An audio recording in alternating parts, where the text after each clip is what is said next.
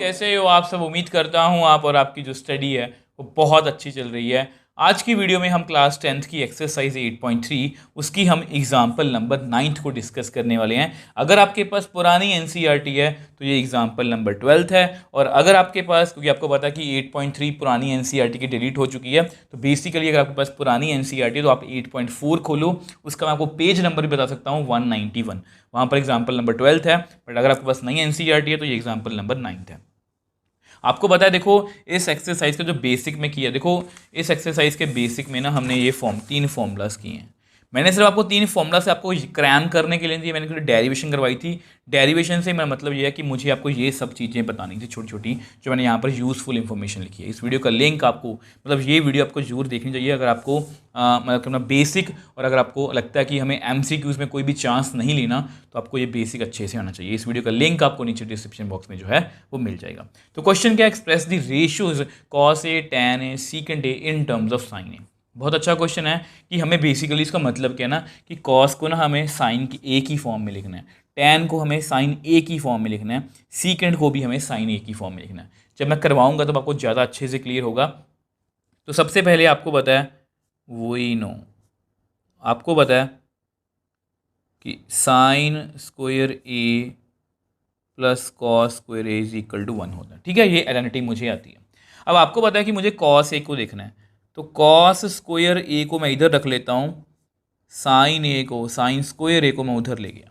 ठीक है, तो विच एम्प्लाइज कॉस कितना आ गया, plus minus 1 minus sine square A. अब जो बच्चे मेरे से पढ़े हैं, मैंने आपको स्टार्टिंग से बताया कि ये प्लस माइनस होता है। ठीक है, याद करो, अगर x square is equal to 4 आ जाए तो हम लिखते थे कि x is equal to plus minus root 4। फिर हम बोलते थे कि इसको इससे बाहर निकाल सकते हैं। चलो बाहर निकालने की बात बाद में है। तो यहाँ पर अगर आप एनसीईआरटी में देखोगे ना, उसके बाद उन्होंने लिखा है कि कॉस ए जो है वो प्लस ही है, माइनस को उन्होंने रिजेक्ट कर दिया।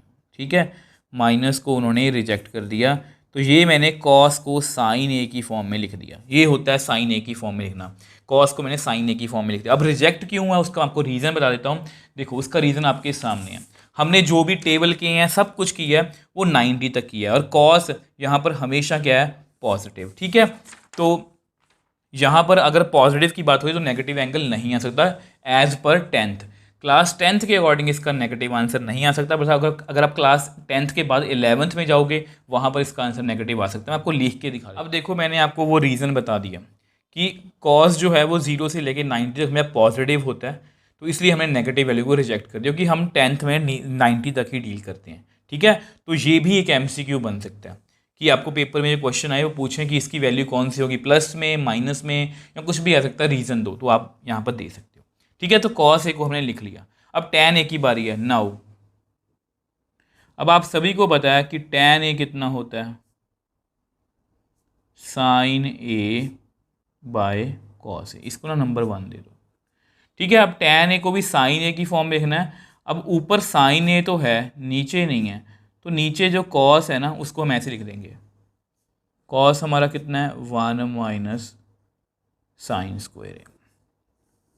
तो ये देख लो, ये भी हमने टैन को जो है, मैं लिख देता हूँ यूजिंग 1।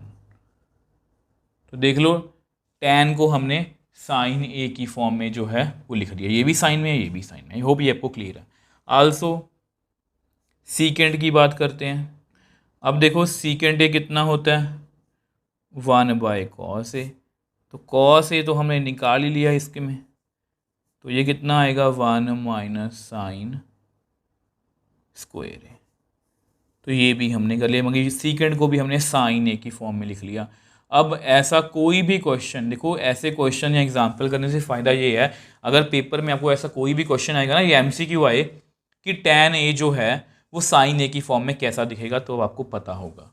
तो इस तरह, इसीलिए मैं बोलता हूँ कि हमेशा क्वेश्चंस को, एग्जाम्पल्स को, NCERT को हल्के में मत लो, क्वेश्चन के बीच में से क्वेश्चन निकल सकता है। आई होप ये आपको क्लियर है।